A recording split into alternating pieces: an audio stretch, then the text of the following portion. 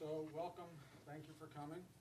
So, I'm a little off today because it took about 3.5 hours. I was just saying to get here, so, but I made it, sorry I missed the corporate council.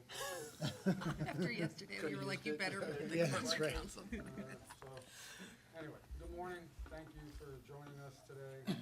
Our panel is titled Connecting Maritime Assets, but what we're really discussing today is how maritime infrastructure connects to communities, transportation systems, regional resiliency, economic development, environmental planning, and ultimately the everyday lives of consumers throughout our region. Most people rarely think about ports or maritime infrastructure in their daily lives. Yet nearly everything we consume, from food and energy to construction materials, automobiles, medical supplies, consumer goods, all depends on interconnected maritime systems functioning efficiently and resiliently behind the scenes.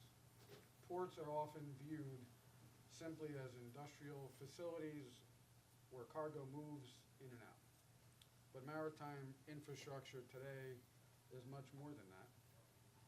And I can tell you right across the river, there's a brand new offshore wind port that's right now, my company and Vestas are unloading the first offshore wind vessel in the Port of New York and New Jersey, and that's a major achievement for all of us in this space, so we're proud of that. Our waterfronts sit at the intersection of global supply chains, local economies, transportation networks, climate resiliency, workforce development, environmental stewardship, and community planning. In a region as complex and interconnected as New York and New Jersey, maritime assets do not function independently.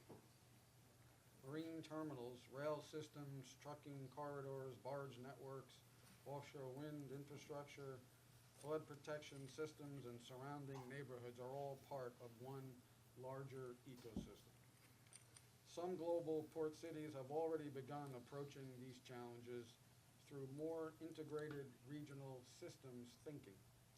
Places like Rotterdam, for example, increasingly treat ports, inland waterways, freight corridors, resiliency infrastructure, and surrounding communities as interconnected parts of one larger economic and transportation ecosystem rather than an isolated project. At the same time, waterfronts are increasingly expected to accomplish many things simultaneously. Supporting commerce, strengthening resiliency, reducing environmental impacts, creating jobs, improving public access, and coexisting with growing communities. Right, Victoria? Mm-hmm.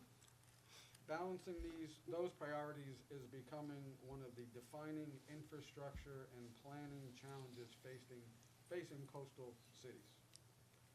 So, one of the first central questions we'd like to explore today is how do we move beyond project by project waterfront planning toward a more integrated, system-wide approach to maritime resilience, infrastructure investment, and regional connectivity, and who should that system ultimately serve? And I'm going to turn to our panel here, but first I do want to make some introductions. So, to my right I have Stephen Frech, That's right. Moffatt, and Nichol. Please welcome Stephen. Thank you. Stephen brings extensive expertise in the design, engineering, and construction of maritime infrastructure. His work focuses on how ports and waterfront facilities are designed to remain adaptable, resilient, and functional as operational needs, climate conditions, and supply chains continue evolving. Thank you for being here, Stephen. Microphone forward. Next, we have Blair Kelly. Blair works for the Port Authority of New York and New Jersey, and Blair brings the regional port operations and goods movement perspective from the Port Authority of New York and New Jersey, including experience focused on freight mobility, port efficiency and the integration of maritime infrastructure into the broader transportation network. Please welcome Blair today for being here. Thank you. Next, we have Stephen Famularo from Matrix New World. Did I get your name right? Sure. Because, okay, if I'm not, you It's can correct okay. me. Stephen brings deep experience in marine and coastal engineering, waterfront resiliency, and long-term infrastructure planning throughout New York and New Jersey harbor region, including work involving ports, ferry systems, and public waterfront infrastructure. Thank you, Stephen, for being here today. And finally, we have Victoria Alexander. Victoria Alexander brings the community planning and resiliency perspective through her work in the Red Hook waterfront advocacy, historic preservation, and post-Sandy resiliency planning focused on the future of Brooklyn's working waterfront communities. Thank you for being here, Alexander. Thank you. So, back to our first question, which we'd like to explore. How do we move beyond project-by-project waterfront planning towards a more integrated, system-wide approach to maritime resilience, infrastructure investment, and regional connectivity? And who should ultimately that system serve? Who wants to take that on? Anybody? I could start, because I'm always one to Go ahead. speak when I shouldn't. You definitely should. Go ahead. No, just the idea, like, sure, no problem, can. Is that better? Figure this out. We got logistics. No problem. A little bit better? Sure. I think, ultimately, you gotta think, like, who's paying for it? There's the dollar amount up front. And I think one of the things that we can explore is, where do the benefits go, you know? One of the things that helps to know if you want to establish a facility, and usually this work is done up front, is, what's always done up front, is what is essentially the investment proposition? And what's, typical as you think about the value of the good, the return you can get on handling that good, and that does sometimes stop at the wharf face or at the back of the yard, So I think New York is in an interesting position. Steve, you might have this experience too. I have a lot of it, in my experience, people are like, well, what about what's being done somewhere else, like in Paris? And it's similar, but New York City is such an interesting and different kind of situation, more of a network. And in general, almost in all types of construction and all projects, the challenges of doing it in New York City are, factors greater than doing it anywhere else. So I think one of the things that can start to be established, and I believe it's happening, the Blue Highway Initiative, there's been long-term planning, DOT has done freight planning, there's a long-term horizon of like, okay, where can the benefits be to take advantage of the extent of waterway that we have? But those issues haven't necessarily made it into the economic decision, because the benefits of that, like take reduced truck traffic, for example, the benefits of that have a cost. And realizing or, addressing what that cost might be, the economic cost, the dollar cost, not the, societal benefit cost. If you can reconcile those type of things, that decision gets made in the upfront, in the planning moment, when you're determining what the facility should be like.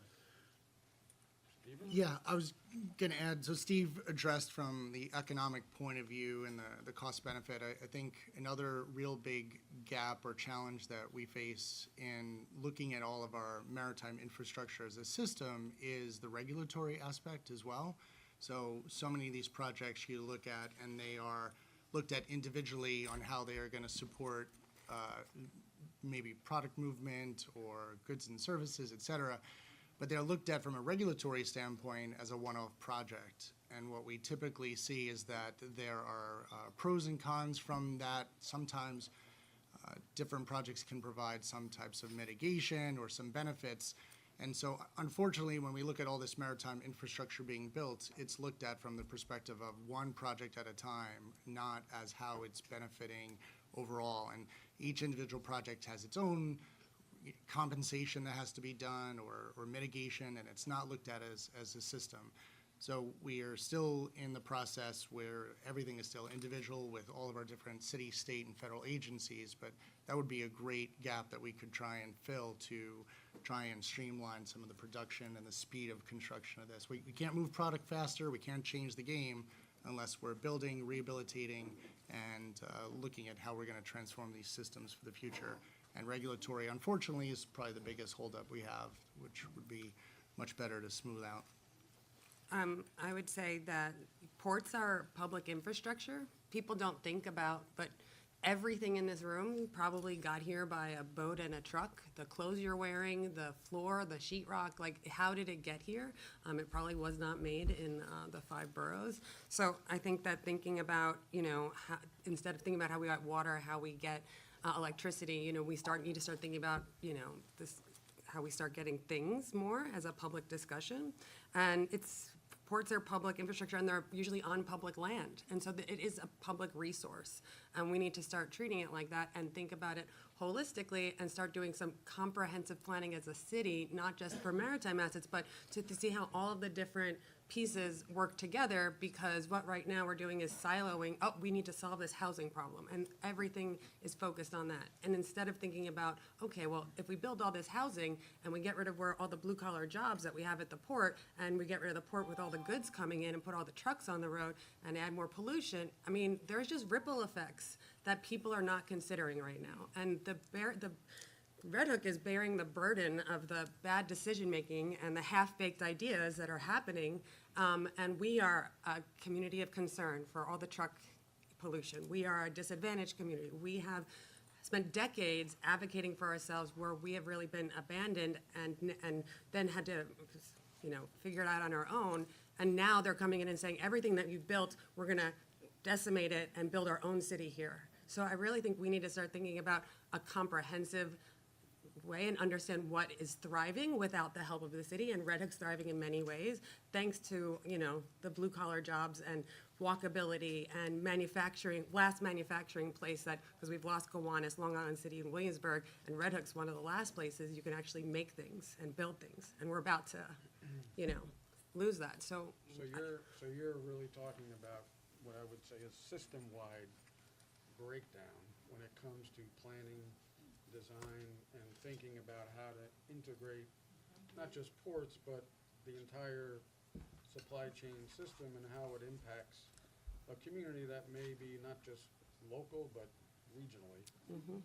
I touched on Rotterdam as an example of the Dutch looking at it and taking a different approach where they're utilizing not just ports themselves, but inland waterways and the waterways as part of their transportation network, integrating the community in many of those decisions. So from a planning aspect, I'm going to just ask Blair, at the Port Authority, the Port of New York is very unique in the sense that there's 6 competing container terminals, all trying to get a piece of the very large pie of cargo, especially containerized cargo, moving through the port. Of course, for those that don't know, containerization, which transformed global shipping, all started in Port Newark, New Jersey, almost, 70 years ago, or something like that. So there hasn't been any new facilities really planned in the last 20 years, the offshore wind port aside, which is focused on that specifically. But thinking about the future now, right, as there really isn't a lot of room for expansion, how do you think the Port Authority will need to approach handling, increased cargo demand, movement of goods in the future, and thinking at it as a system-wide approach, as opposed to individual terminals? Yeah, thank you, Mike. Just 1 second, we're gonna have to ask everyone to hold the mic, so people still can't hear. Can you hear me now? Yeah. All right. Yeah, thank you, Mike. Everyone can hear me now? Yeah. Okay, great. So at the Port Authority, I think most of you are aware that we're the landlord of the Port of New York and New Jersey. So we're dealing with a lot of cargo that's containerized as well as bulk cruise, right? A lot of different types of passengers and freight. So as others have already mentioned, we're keenly aware that the investments that we're making on port at those terminals is felt well past the Port of New York and New Jersey and felt in the communities where our facilities are, as well as regional and national connections to that cargo. So we're trying to take the approach of understanding, we know we're going to grow. Our forecasted volumes for containers specifically by 2030 is going to increase dramatically. During COVID, we got a little bit of a crystal ball of what that looks like, and we were handling it as best as we could, but we know we need to improve and optimize both our land use strategies and the equipment that we're using, as well as the skills of our workforce in the future. And so with that, we've been looking at a path to extending our operations, so a path to 24/7. We work a lot with Mike, the other terminal operators, workforce development commitments in those local communities to understand, if we can, where the cargo is going, to then work with those warehouses, those developments, those communities as well, to try to figure out if they are able to open and they have what they need to then match the operating hours of the port. Because our biggest issue is that if those containers have nowhere to go, once a trucker picks up that freight from the port, then we're not ready to extend our gates or be able to handle that additional cargo that the communities and that our population here in New York and New Jersey thrives on. So we're trying to take that approach of understanding kind of where that cargo moves to, all of the stakeholders it affects, and the facilities that are then going to handle it, so we can do that in unison with them in more of a cohesive approach. So that sort of brings us to another issue that we want to talk about, is data gap, right? So during COVID, we had a very strong glimpse of what the future looks like, and there was a lot of things that we did very well in the Port of New York and New Jersey. In fact, there's a lot of things we did great in terms of not having vessels waiting at anchorage for weeks, as was the case on the West Coast. And there's some good reasons for that, and we managed the volume more efficiently. Terminals, because we have 6 terminals, we were able to move volume from one terminal to another where there was additional capacity. But it was very clear that we were at the tipping point in terms of our capacity. And it became a little chaotic in terms of cargo not being able to move off of facilities because there was no place for it to go. And that's now led to conversations about getting more data, as Blair is talking about, is where is this cargo really going? And if we're going to make investments at the port level, at the terminal level, to increase throughput capacity, we really still need to better understand ultimately who our customers are. So I'm going to ask the group, it's clear there's data gaps in how we plan supply chains and regional maritime systems. You know, we need to know who our stakeholders are, for sure. It isn't just the ocean carrier, because they're just the first touch of the containers coming in. And the truckers would probably, not all want to talk about who their customers are. So we often find ourselves with data gaps. So who are the stakeholders? Do we know? How do we find out? What role can each of us play in better understanding what data is missing, and how do we get it? Because the available information today, you can look at a bill of lading and it doesn't quite give you the full picture. It may tell you who the shipper is, the importer, the consignee, but it doesn't actually tell you where it's physically going. So is this something that comes up in your business, in your planning, design, talking about how to develop a new facility and what that looks like? I think you touched on it up front when you talked about the stakeholders that you need to engage for the port. And a part maybe you didn't mention, which you're kind of talking about now, I feel, is the business of logistics. Like essentially everybody in this room, a lot of the cargo coming into Port Newark is consumer goods. you know? So a lot of what we, consume comes in, as you talked about, through the port. And so we're all stakeholders in what we pay to get that in our house. You can identify like that type of consumption in general based on, statistics, census data, all sorts of information you can get from the zip code.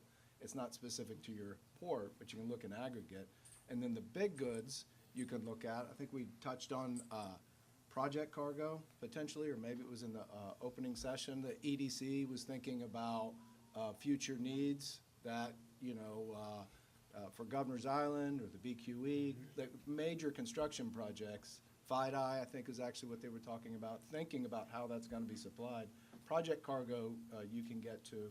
But I feel like if we're talking about missing, and you're trying to think about that deal up front, where you're thinking about what is the value of the investment in economic dollars, not societal dollars, but in economic dollars, it's that logistics piece.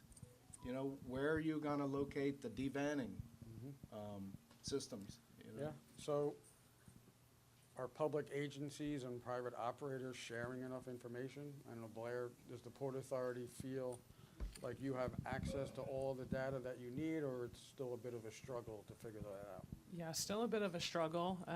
We have, in the past 2 to 3 years, actually been updating our leases with a lot of the terminal operators at the port. And so with that, those leases, some of them had been 40 or 50 years old. So the KPIs, the information that was required in that lease was very different than maybe what we're looking for in information today, or just didn't include data sharing as an element of that lease. So now we're starting to renew or at least document the collaboration we're already having with the terminals in those leases so that we can better understand their operations, how each terminal operator is planning for the future, so that then the Port Authority can be a little bit closer in knowing kind of how we can assist or what those plans are and how it works into the larger port master plan, which we have at the Port of New York and New Jersey for growing out to 2050. So trying to be a little bit more cohesive, trying to understand just what those kind of key performance indicators are, both on like a cargo movement side of things, but also on some of their customers and the same type of ocean carriers or retailers and shippers that we're hearing about and working with, but as well as their workforce too, what labor needs are as well. I mean, a great example of why we need this information. Not only do I run a terminal, but I'm also an importer. That's kind of where I started my career, importing bananas. When we bring bananas into the Northeast, in our case, they come directly into Brooklyn because we don't have the infrastructure, warehousing, cold storage, the distribution capability. I have to truck them to Massachusetts and Pennsylvania, where big wholesale grocers consolidate every grocery item in the store and then bring it all back to the city on another truck. So if you look at a bill of lading for my imports, you would never know that, right? The Port Authority, anybody in this room would never know where those containers are ultimately going because that's not something that is required to declare. So that's an important piece of information that as we're looking at investments in the future, where to place these investments, really understanding where cargo is really going down to the, you mentioned zip code, is going to become more and more important, and hopefully we can use some of the AI capabilities and other data gathering and ways to do that. So Victoria, you're living this right now. Yeah. How do we better integrate community perspectives into infrastructure planning and data? How do we better do it? Well, the last statement you just said just made my blood boil about having the bananas being trucked to Massachusetts, and everybody else should be livid about how inefficient the systems are, that we're putting trucks on the road, pollution in the air, and not having, and we haven't built out inside the port the facilities Mike needs to make sure that we don't have to do that. And so I think that what do communities need? Communities need to have a seat at the table. One of the most amazing things about Red Hook has been the people's passion to learn and engage. And, we talk a lot about community-based planning, and people are like, oh, well, it's always going to be NIMBY, YIMBY, and they have all these arguments of why we shouldn't do it, and it's performative. And I think that what we really need to do is educate people. I think that the one thing that happened after Sandy is we came together as a community, and then we sat down and learned about the issues and understood why this happened and how we can solve it together and what the community needed. Resilient Red Hook is born out of the New York Rising program that happened after the governor put together after Hurricane Sandy, and that we came up with 10 different projects to address some of the biggest needs in the neighborhood. I think half of those projects are done. And one of them is the Red Hook Coastal Resiliency Project that will probably barely last, 10 years after it's finally built, especially after hearing from this morning and from what's happening in other cities and how fast the sea level water is rising. So I really think that we need to participate, and I think that people are scared to engage communities, but people just want to learn and understand and feel like they're part of something and have ownership. There's a lot of pride in Red Hook, and people are smart, give them a chance to understand. I think that that's when they can really engage and be like, let's find solutions together, because, otherwise we're just working in silos again. So I think the most important thing that you said was having a seat at the table. Yeah. Right? Being engaged, having that engagement, and being part of a process. So when investments are being made, especially in a very densely populated city in a community like Red Hook, it's not done in a silo, and it's not done in isolation away from, oftentimes we have fences that separate what we do and what the community sees, which is not often understood. So I think it's just important, as you said, to have a seat at the table. Mike, I want to echo something. Victoria, it's really became crystal clear to me, thinking back, I concur with what you're saying, and I was just thinking, after Sandy, been practicing long enough here, the community, everybody said, oh, we need to start to think about flood resilience.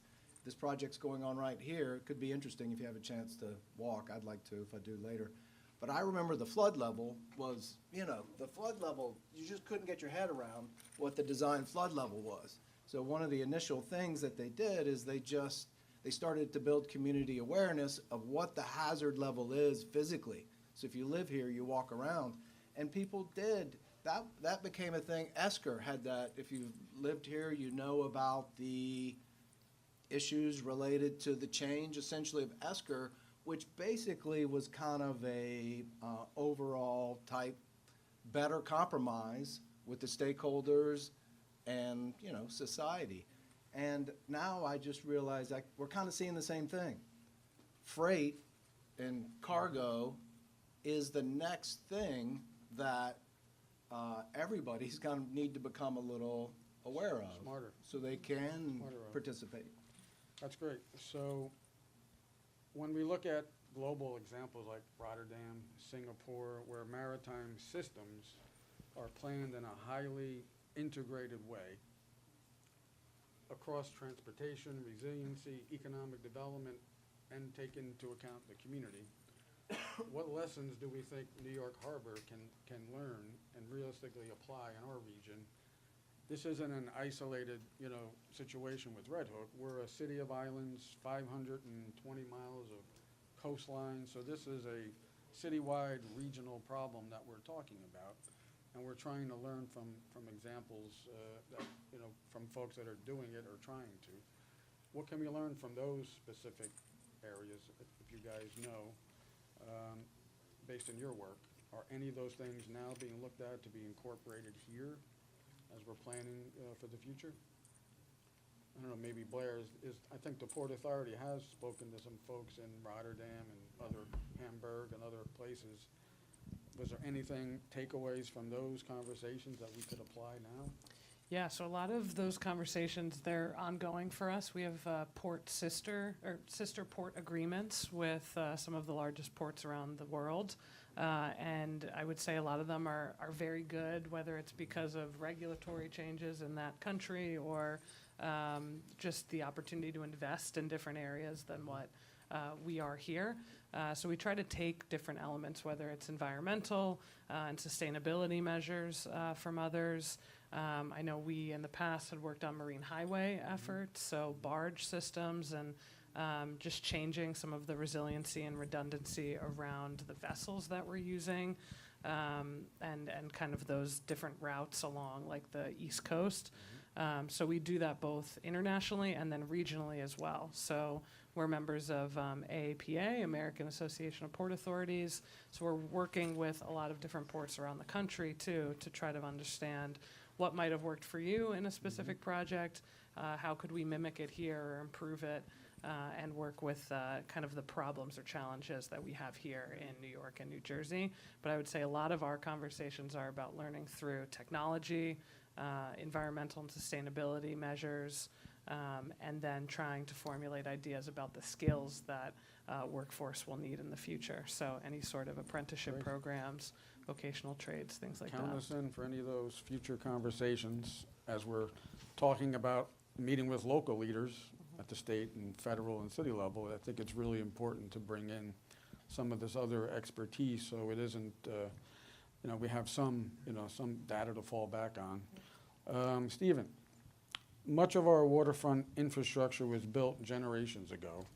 What are the biggest challenges in adapting existing maritime infrastructure to address climate change and sea level rise? And you can kick us off and anybody can jump in. I certainly have some experience in that area as well, having sat at my desk during Sandy flooding the terminal. I think I'll highlight two aspects of that longer-term look and planning. One would be a newer perspective around durability of structures. That comes into play with the fact that too often our timelines are looking at 25 or 35 years when the technology exists pretty easily with very little uptick in cost to get to 75 or 100 years of service. But that leads me to my second point, which is it doesn't really help you if after 75 years your infrastructure is no longer going to serve with our current climate. So the most common approach that we're seeing now, and that is typically to design for sea level rise in two aspects. One, for the impact on the day-to-day high tides, and then the second is for the increased storm levels. Now, most of our maritime infrastructure really doesn't support you raising to plus 16, and you can't really unload and move cargo that way. So a very common approach that we see nowadays is to design to the highest that works for the current kind of conditions, but then build in the adaptability for the future. There's lots of requirements now for the Port Authority, for a lot of our private clients, to build in that ability to very easily change the elevation of the structure. The most common approach is to build in this adaptability to add some kind of lightweight fill on top of the structure so that you can raise it over time to keep up with those rising tide levels so that you can maintain operations but have the fact that the durability actually matches the operational life of the structure. And something else, Steve, am I missing something else along those lines? Was one other thing I was thinking of. No, just like the discussion of methods of port resilience, maybe just the idea, like compared to like building resilience where you're looking at avoidance, like you just cannot engage with the water. At a port, you're looking at more of like what's a recovery situation, like Steve said, especially for something that involves lower freeboard vessels, like the barges that we're talking about, where you have a row, like your elevation relative to the water matters on day one, so you do kind of want to set it like that. But one of the things, especially if you start to go to like an electrified terminal, which has its own benefits, you want to think about a place like for that event, for the 100-year storm, where you're totally submerged, where can you put that equipment? So the day after the storm, the surge recedes and the tide goes down, you can bring out your equipment. The cranes, the gantry cranes serving it, you can move the engines up into the crane. It's up above the wheels. It's not typical, but it can be done. There's things like that in port resiliency because you're not talking about avoidance, you're talking about recovery time, so you can get back up into operation. And then over time, like in the long periods of time, you can increase, and you can set a new zero for yourself. I think if we're talking about the other part of this, when you talk about does your facility support your need in the 75th year, there's two concepts. Like as a structural engineer, I'm like, are the columns falling apart? You know, that kind of thing. But also, is it what's needed? You know? So I think one of the things that we want to try to allow in our designs is adaptability in space planning for something we don't know about because it's so far into the future, where you can rearrange your program to adapt to things that you don't necessarily know right now. I have a question for you. Do you need space to be adaptable? Yeah. Yeah. I think so. So we might need to have some space to be flexible so we can reach the needs of the future that is unknown. I think of it like maybe if you've got a parking lot and you have it striped, you know, and you think, oh, that's gonna be the striping forever, but then you have a new tenant come in and wants a different program for the building, maybe you gotta arrange your lot differently. So I think what Victoria is getting at is we don't know what we don't know when it comes to the future of freight mobility and demand for goods and all the other things that we talk about. So preserving, especially in a city like this, where land is at a premium, a good example of that is the offshore wind port, an empty, I can call it a parking lot, for 40 years. Yeah, it was. Right, it was an empty 73-acre parking lot until, you know, the city leased it, and the idea of building a wind port, you know, came about, and 14 years later, today there's offshore wind components arriving at the site. So these things, you can have great outcomes. It's never easy, especially when you're talking about things like this that are so expensive. There's so many competing interests for budgets. The Port Authority, for example, in the city have so many competing, you know, things for dollars that it just becomes, you know, how do you bring to the top some of these things that we know are going to be super important for the future. But I think the good thing is over the next 20 years, on all sides of the harbor, we're going to have the opportunity to start rebuilding and rethinking our infrastructure, because it's going to be necessary to start looking at rebuilding in the existing infrastructure that's been in place for 50 years that now is exceeding its lifespan. So there's going to need to be new investments in rebuilding all this, and hopefully we'll be taking examples from cities like Rotterdam and elsewhere around the world and how we're going to do that, right? Because these investments are going to have to be made. Many of them have been deferred now for quite a long time, right? So we're going to need all you guys to think about what the future looks like and ensuring that our economy is going to be bulletproof when it comes to our port infrastructure, which isn't just about, as we talked about earlier, ships coming in and out and moving containers. It's everything that we depend on every single day, whether it's bananas or your iPhone or the clothes on your back. Without these facilities, it's going to get bad, right? So, and we've seen some of that already with COVID and Sandy and other things. So, Victoria, I know you want to tell us about how we can do more in planning and reducing risks surrounding communities. And I can tell you, as the operator of Red Hook, in Port Newark, we also operate, and quite honestly, we never hear from the community, right? In Brooklyn, we're the tiniest container port, but we hear from everybody all the time about everything. And I gotta tell you, I love it, because having the experience of operating in Newark, Staten Island, and now Brooklyn for the last 16 years, you really get to see what community engagement, involvement really means when it comes to preserving. Right, Carolina? Yep. That's right. So, Shout out to Carolina in Portside, New York, for being a great ally for Red Hook and the Maritime world. You know, I want to go back to just, you know, what you were saying about what we can learn from other places. You know, I was lucky enough to Mike give me a ticket to the AIVP conference earlier this fall. And what I heard throughout the conference, and also I just want everybody to know I am a volunteer for Resilient Red Hook, so I spent today all day at this conference as a volunteer, and then going to all these maritime things. This is, you know, I've become an expert in things that I never thought I would know about. But that we really, you know, what I heard at that conference was a couple things, which was that ports around the world are expanding. And they are also, while they're expanding building and climate resiliency as part of their expansions, there wasn't a lot of talk about shrinking ports at that conference. It was about growth.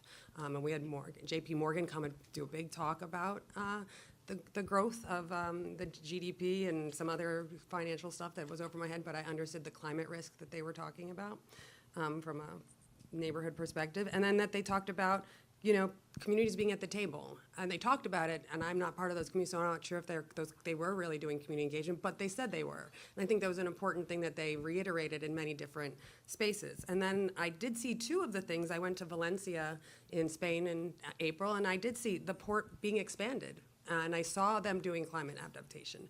I talked to my friends there, and they're expats, so they weren't really in on the community planning, but it was interesting to hear from their perspective as people, they were living on a sailboat, so they had a firsthand look at all that. So I think again, we can go back, how can we do it better, is, Red Hook is a really interesting and unique place, and it's one of the unique and interesting places left in New York City. It has not been whitewashed, it is not full of glass towers, it's full of people and community and workers, and it is so special. I call it a diamond because we have been under so much pressure, and we have created something so sacred and so beautiful, and it breaks my heart to think that we're going to throw all of that away.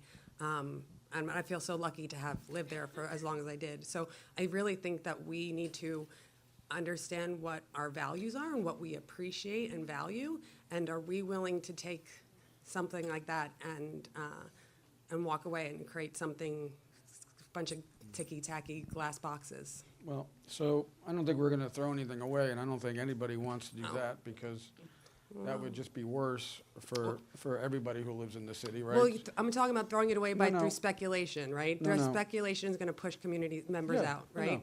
So I think what's happening is, and you're part of this conversation, and a lot of others are as well, is that we now have the opportunity to think about this and change policy, right? Because it's really about policy.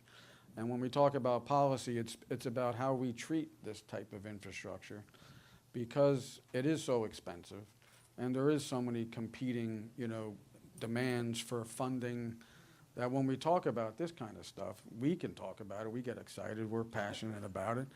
But I think a lot of the folks in decision-making roles don't always have that passion and excitement about stuff like this, because maybe it's boring and it's not consumer-facing, and it isn't something that people, as we've talked about, think about regularly until something like COVID, when you go to the store, or you can't even go to the store and you have to order it online, and it's taking you weeks or whatever the case may be. Then all of a sudden, we think about ports and supply chain.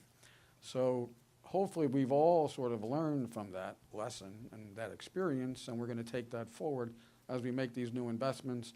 Red Hook, the Brooklyn, waterfront is an example of something that's happening today that will probably take a decade to finalize, right? You guys know how long these kinds of things take. I just said it took 14 years to get an offshore wind port built, and that's something that everybody wanted. So when it's something that's a little controversial, it may even take longer. And it shouldn't be controversial. It's really about the policy of, we need ports. A city like New York needs ports, not just on the New Jersey side of the harbor either, because then we're just dependent on trucks. As I said before, I have to truck my bananas to Massachusetts. Whew, crazy. When we should be doing all these things locally and having our local supply chain serving local community needs, right? That's really what we're talking about. And we have to learn from other places that are doing it. We have to listen to the community. We have to listen to the engineers, the designers, the port authorities, and we all need to work together to be able to achieve something for the future that meets all of the needs, while also figuring out how do we pay for all these things, because it is not cheap.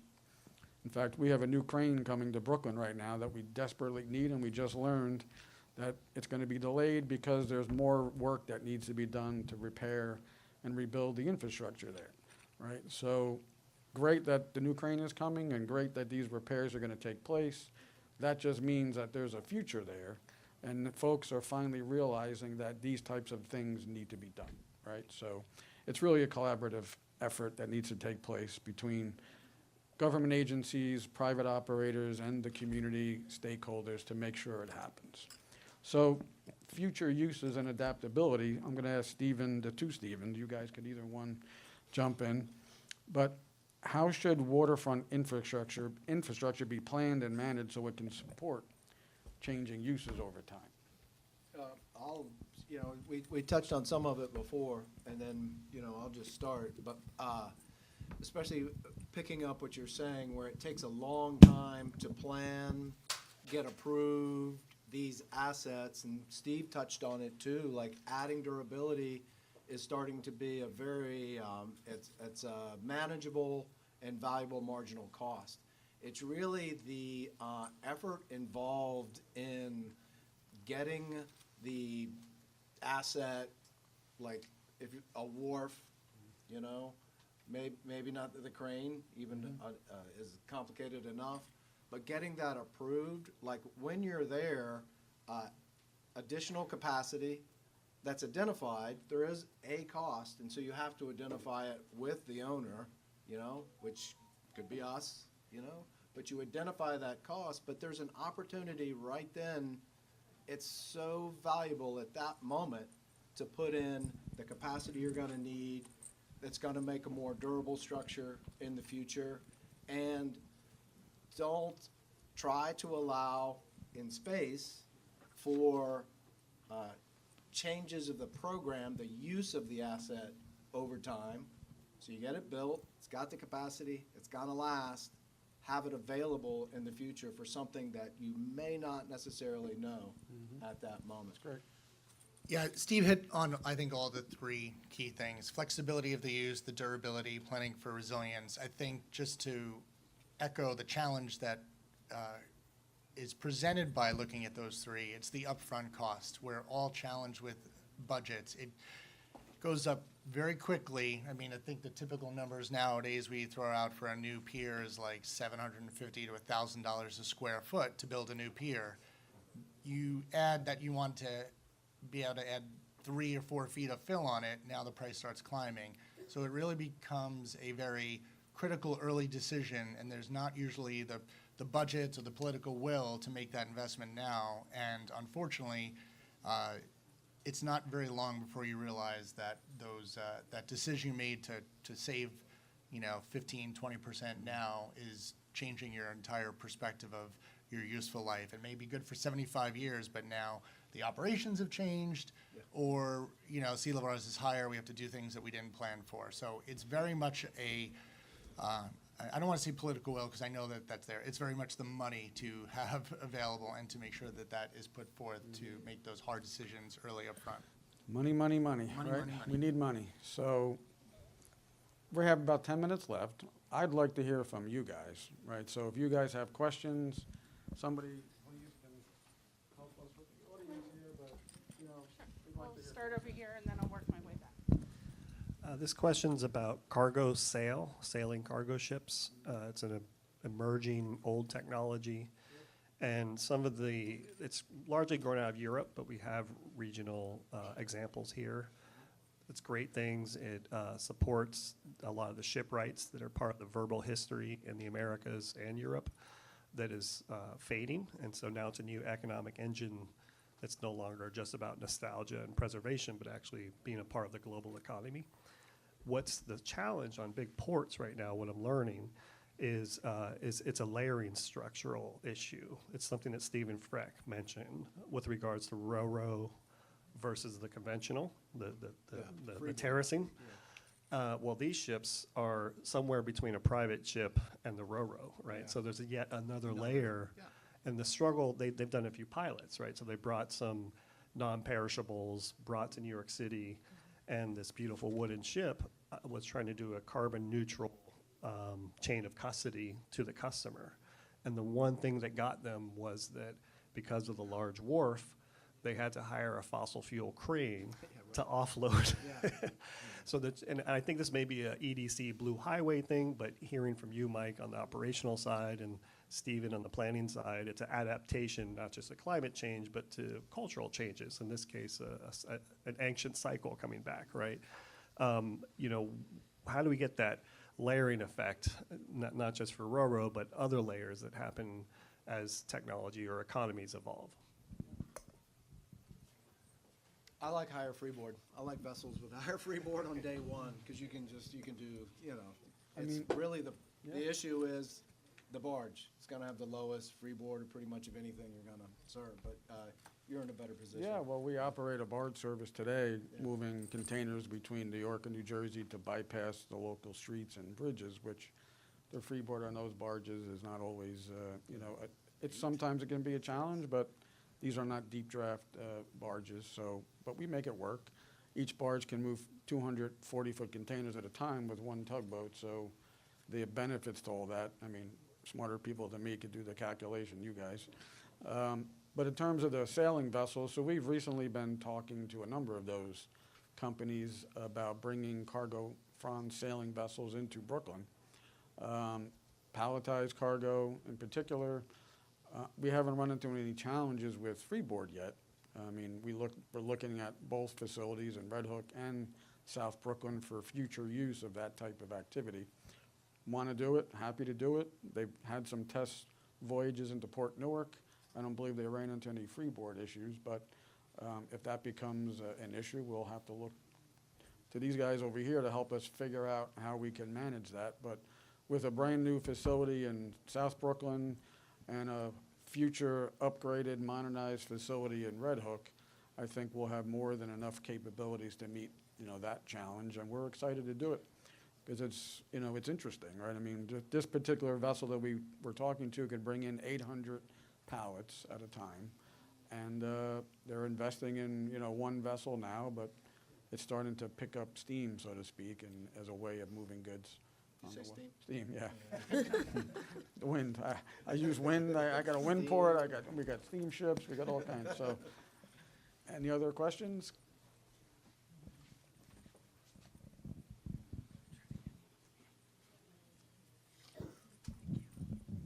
I'll go with my big picture question instead of the really specific one for the structural engineers up there. Is there anything, if we're talking about what we can learn from other coastal cities, I know New York City is young in the scheme of things, but is there anything that other cities can learn from what New York has accomplished or is working on? Are there any points that look like they can be success stories? Is there anything that anyone can learn from New York? Anything that we feel like we're accomplishing, that can be a lesson to other cities? That took a lot of words to get out, forgive me. I can only think of one really, and it's like, New York is just sticking with blue highways. The initiative, the studies, and I'm happy to see it. Like economically, there's not a lot of there yet, And I think if you study blue highways in other places, including Rotterdam, it's very easy to pencil it out. It's much easier to pencil it out than New York City. So I think the goal New York has to realize the benefit of blue highways, we touched on policy. I think that could ultimately be a lesson that New York just never gave up on it until they found a way to make it happen. Story continuing to be told. Yeah, for sure. Hi, I'm Carlina Salguero of Portside, New York. Question for the Port Authority. So I think sometime like mid-late 2022, one of the things that happened in Red Hook, the pandemic hit, and what also hit us as a community was the sudden construction of very large last mile facilities. And there was an intense, thoughtful discussion with elected officials and community members about how to deal with the trucks. And I was one of the big proponents, as I was since before founding Portside in 2005, Move It by Water. And I called senior people at the Port Authority to see if the Port Authority was already discussing or willing to discuss increasing the truck tolls on bridges and tunnels to incentivize, de-incentivize trucking and push it on the water. And I just want to know, is that discussion, where is that topic now? There were some people talking. Are you guys, would you consider it? Have you considered it? Are you talking? And who do I talk to find out? Sure.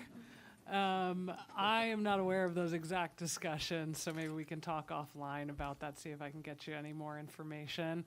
But I know we are constantly looking and evaluating. Our Tunnels, Bridges, and Terminals department handles all of the tolling on those crossings. Me and my role within the Port Department, we work closely on the Goethals Bridge because of that connection to Port Liberty in Staten Island. So that's kind of our focus there. We have a truck reimbursement program for those tolls for trucks that are utilizing that terminal. But that's the main kind of touch point that I have. So happy to talk offline with you and answer your question. He's been waiting. Thanks. Hi, good to see all of you. I have a question about community engagement. Victoria, you mentioned positive examples that you had seen at some of the conferences. Mike as well. I'm interested if you have examples kind of in practice. Did they speak about exactly what they were doing? Was it just talking to the community, telling them what they're doing, or like specific improvements? Those conversations were very high level because the one thing that I wrote them a letter afterwards that there wasn't any, besides me, there wasn't any community members in the room from all the different cities around the world. So I wrote them and said, well, if you're going to be talking about communities, maybe you should invite them. But I would say a really great example of community engagement for planning for communities was the New York Rising program after Hurricane Sandy. The governor's office really created an amazing team of experts that worked for the community and taught us and explained and said, we said, we want to know about this. And then they went and did the research. They explained it to us. It was digestible. I mean, it was an amazing opportunity for us to really think about the community's needs and have the support that we needed to educate ourselves and come to decision making because we had the experts there.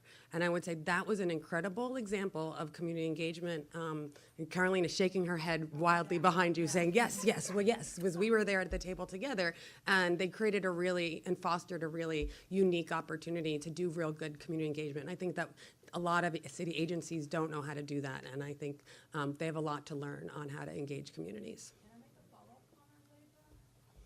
Up to Cassandra. I had some other people, maybe, we have time for maybe, okay. Make it quick, Carol. So, yeah, I will. So speaking of the Brooklyn Marine Terminal process, BMT for short, the EDC board approved a budget of $10 million for consultants. There was no budget approved for community education or consultants working with us. So people were like, who can make photocopies this week? And so the difference in scale and resources was really striking. And what that also does is it sours the community attitude and dialogue. So you actually see the worst aspects of community engagement because people are angry.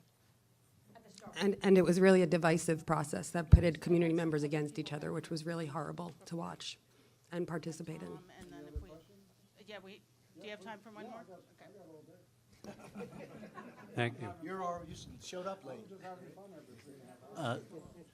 Tom Fox here. When we're talking about community engagement, which is critical to anything, what can we do to get New York City EDC to do true community participation versus performative community participation at BMT? Because even the meetings now, open to the public, you just can't say anything. All the people are appointed by elected officials, presumably to represent the community, but it's questionable because they don't have public meetings where everybody actually sits down at a table and engages. So what do you think we can do to get EDC to understand, as you said, Mike and Victoria, the importance and the value of real community participation, especially at BMT?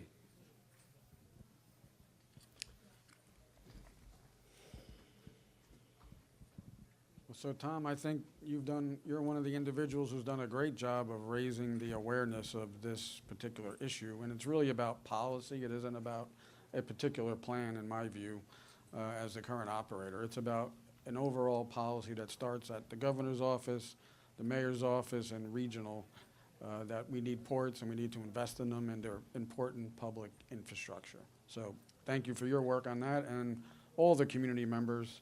We have to wrap it up, I think, unless Farhana says go, keep going. Can I say one thing to what Tom asked, though? Yep. Which is that I'm very excited about the new deputy mayor for economic justice, and I am excited that maybe they will hire some from the EDC that is trained in community-based planning, because there's lots of urban planners here, but those of us that are cut from the Pratt cloth know that community-based planning is where you start and not at the top. So I think that if they hire someone that has come from a good school of knowledge, then hopefully they'll be able to change their tactics, Tom. Let's hope the Yep. mayor's making a good decision there. So I think all of us, especially you guys in the audience and everybody up here, will continue to focus on this development in the city. That's very important to our port community and surrounding community. But I'm going to ask one more question because I want to end this on an optimistic, positive note, as always. So to do that, what gives all of us, all of you, confidence that better regional maritime integration and coordination is actually achievable? And you all play different roles, but very important roles, and we're all up here together. So what do you think? It's New York City. It'll happen. I mean, really just the idea that it happened with the way the community plans and executes resilience. I think it'll happen. Not easily. Are we going to fight about it? Yeah. Of New course. Yorkers. That's what we do.